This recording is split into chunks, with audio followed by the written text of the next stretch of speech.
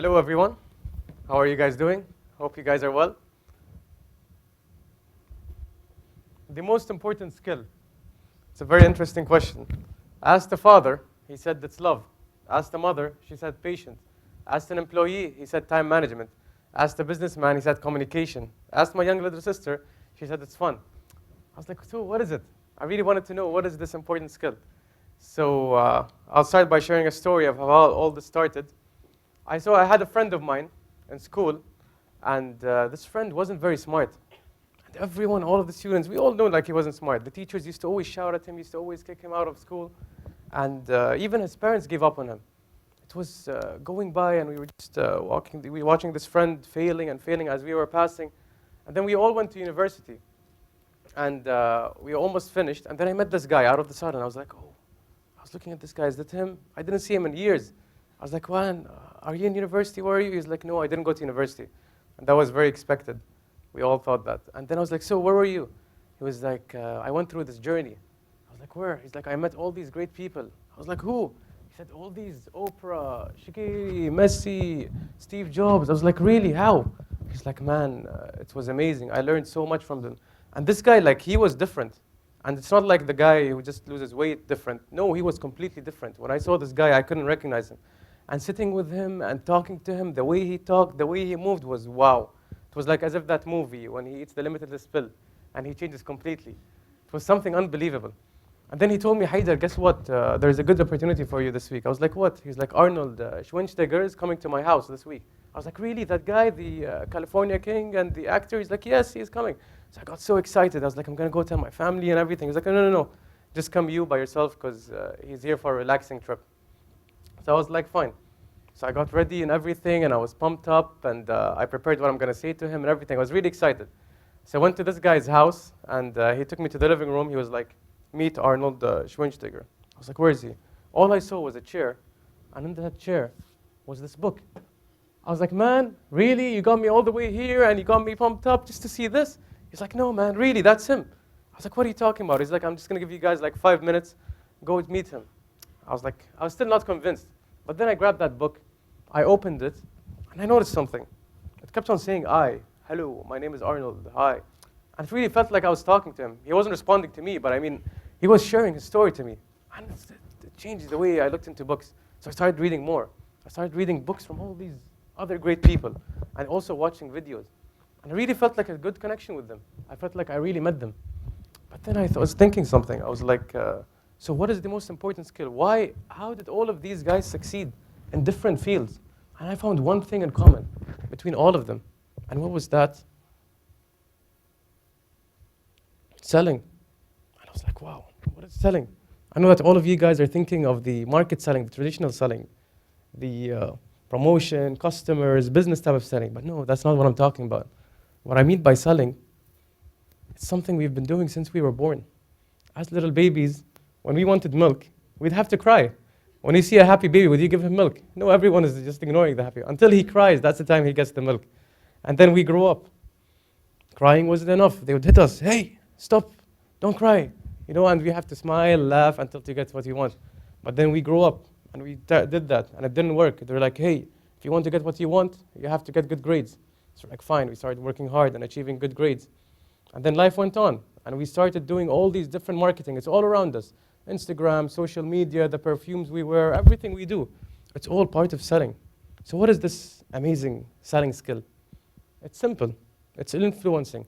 It's how we sell our ideas to other people. And it's divided into two things. And just like any other skill, this skill can be practiced, and it can be mastered. Like Malcolm Gladwell said, spend 1,000 hours in any skill, and you will become a master of it. Practice makes perfect. Effective selling. It's controlling your outer world with the inner world. Very simple tools. So what is the outer world? You see, like when we communicate with other people, you face different challenges, different people you have to adapt to.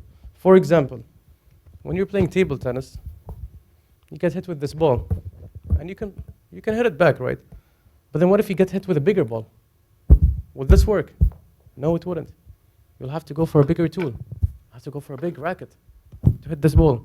And just like that, this is part of selling. When you meet different people, you have to use different techniques. You can't use the same face with everyone. And that's part of controlling the outer world. As you see, it's divided into three simple things: facial expression, body language, and tonality. What is facial expression? It's this beautiful face all of you guys have. And I want you guys to just try something. Look at the person next to you and smile. Give the person next to you a smile. Look at that. Wow. You know, research says that just by smiling, it improves your mood. And I can see all of you guys' mood already enhanced during this experience. And you're only using 14 experiences in Smile.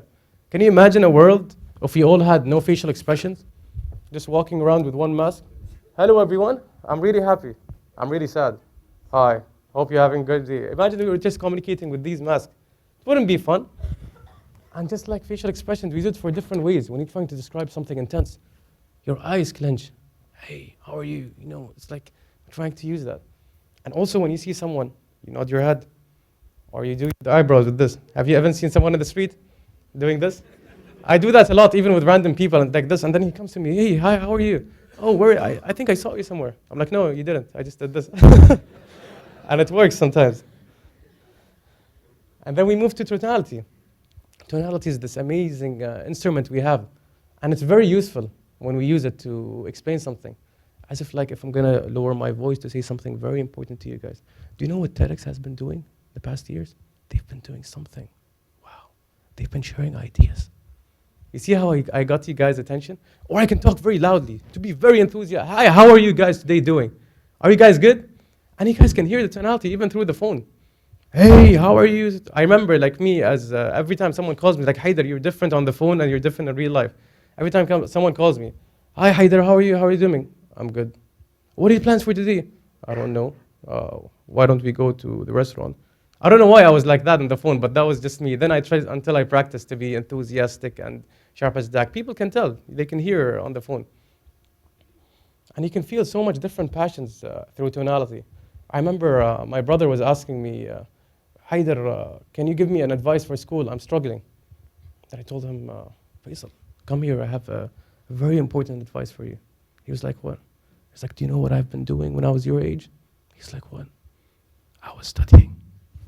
And that was just, he was like, wow, Haider, you're very inspiring. Thank you for that.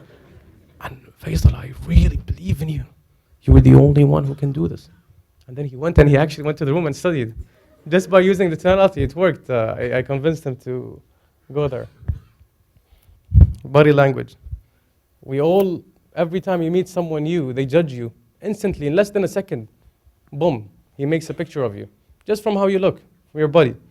I remember throughout my life, I had a very big afro. This was me. Walking around, meeting new people, this was me. I opened my own business with this afro. And you can imagine the impression. You're like, wow, okay, Bob Marley's trying to sell us something. Every time, this used to happen with me. And I think I noticed someone today here with us in the crowd with the afro. But I'm not talking about your afro looks good. Because I was just talking, imagine like you're going to have a surgery and then you meet the head of surgeons and he comes with this big afro. Hello, today I'm going to be doing your surgery. What will your impression be? It's just how our minds works. We always tend to relate things. It's discovered by even Pavlov, stimulus generalization. It says that our brain, every time they see something, we just generalize it. We compare it to something else. And we always do that. Don't you notice sometimes when you see someone making one mistake, we're going to be like, you always do this mistake. That's it. We see his face, he's a mistake face. This guy makes mistakes. He always makes this mistake. So just like that, we just generalize. They see me, oh, hi there, hi, how are you, Bob Marley? So I noticed many different aspects from the body language. And one also important tool is gestures. When I'm trying to explain something, I had a friend of mine, when he talks, he's like, Haider, you know what I want to say to you now? And I'm like, what? And it was very hard. And it's just when he was explaining all these different gestures. And also I had another friend, when he used to talk, he's like, Haider, do you know what I was looking at? And then he was like, and I'm like, is that? No, he was just used to doing that, or like pointing behind me, and I'm like, what? Even with his eyes, he would look that way, and it's very confusing. So it's important that we match our gestures with what we're saying. So like if I'm going to go swimming, something big, something small. It wouldn't make sense if I said I was swimming, and then I saw something very small, and then it became big. We have to always match our gestures. Because every time you talk to someone, we play a movie in their heads. Like when he speaks to us, he imagines stuff. It's as if we're playing a movie. I remember a friend of mine was telling me he had some relationship issues with his wife. And he's like, Haider, man, tell me an advice. Like, what can I do? She always says I'm not good enough. I never do enough for her. And he's a doctor. He spends hours and hours working. And he's like, I'm just doing it for her. And I'm providing all of this. And she doesn't understand. I was like, this is what you do to her when you go home. Tell her, you know what I've been doing this whole day? I've been working for 7 hours. You know for who? Just for you. And you know what I've been doing when I'm curing all these patients? I've always been thinking of you. Because I love you. And then he actually went and he tried it. And he's like, Haider, it's never been better. She's happy now and she's never complaining and he's really satisfied now. So just by that, like every time, all of these actions, you're playing a movie. We're the ones who choose to make that movie good or to make it boring or to make it entertainment. It's on us. But all of that won't be enough if we fail at mastering our inner beliefs, our perceptions, our values. And it's so powerful, the perception that we have in our head. There is a research, they divided the class into two, blue eyes, brown eyes. And they told them that we found that blue eyes are smarter than brown eyes. And then what happened in that class? All the blue eyes started doing better, and the brown eyes started doing worse. And they came to them a month later, and they told them, oh, sorry guys, we did a mistake. The brown eyes are actually smarter than the blue eyes. So what happened is, all the blue eyes started doing worse, and the brown eyes started doing better, just by convincing them. That's the power of words. And that's also how convincing yourself. You see, just like this cup of water, we face different aspects every day in our lives, different perceptions. And the cup gets filled. It's how we communicate with others. People tell us, you're not good enough, you're not this. It gets filled and gets filled. And then we fill our cup with our own ideas. Then the cup gets full. And some of us start that day with a cup full, like one bad comment in the beginning of the day, that's it. We're mood off. But what happens then? We can't get any new information. That's it, the cup is filled. Every time someone's trying to tell us something, we're trying to learn something, we're blocking ourselves from that. So it's very important that we always try to learn and we try to empty that cup. Keep it empty during the whole day. I mean, unless you're Gandhi or Mandela, you might have a bigger cup, but I mean, for the rest of us, it's always important to try to empty your cups. And I was studying on ways how to empty your cups. I found a very interesting way. They said, take a deep breath for 3 seconds, let it out for 5, and it helps in a way. I want all of you guys to try that with your nose, and that relieves the stress. But then that was not enough. I also read another interesting story. They said, listen to classical music. It reduces stress, makes you feel better, makes you positive. I was like, wow, I want to share that experience with all of you guys today.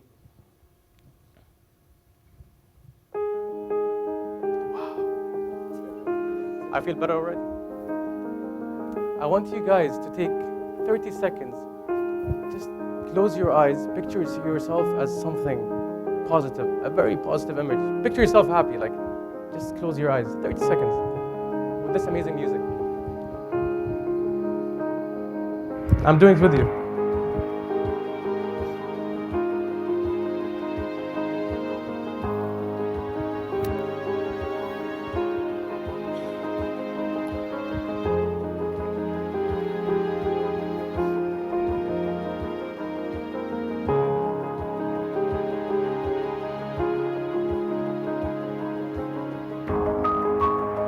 I don't want to wake you guys up, but I mean, you guys look so relaxed. It makes me relaxed. I want you guys to take out your phones.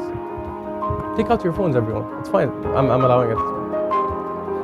Open the camera icon. Go to that selfie thing. Watch yourself. And take a nice smiling photo of yourself. Everyone. Take a nice, beautiful selfie of you being happy with a nice, big, bright smile. And I want you guys to keep this picture, not just for now, for future reference.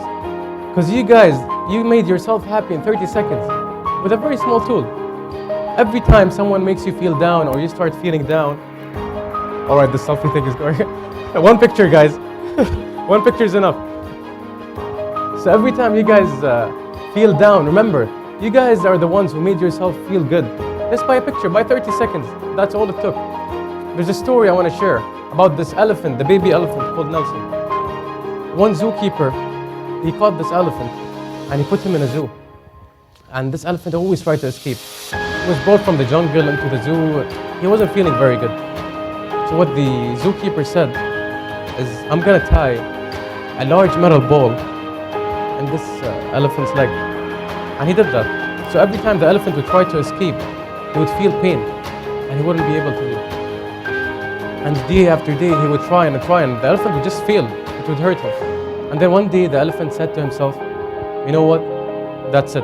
I can't do it anymore. I will never escape. This is my reality. So what happened is, the zookeeper found out and he said, okay, he took the metal ball and he just put a normal plastic ball, which wasn't even heavy. What do you think happened the day after? Nothing. The elephant stopped trying.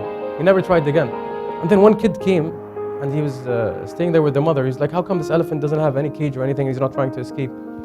She's like, I don't know. Then the zookeeper came and he's like, what do you mean? He's like, no, this elephant's strong enough. He can escape if he wants. Why is he not taking that ball with him? He's like, well, me and you know that, but the elephant doesn't know that. So my last message is, don't let someone's opinion of you be your reality. Thank you guys so much, and thanks for everyone who did this amazing TEDx event. And thank you guys so much for your precious time. Thank you.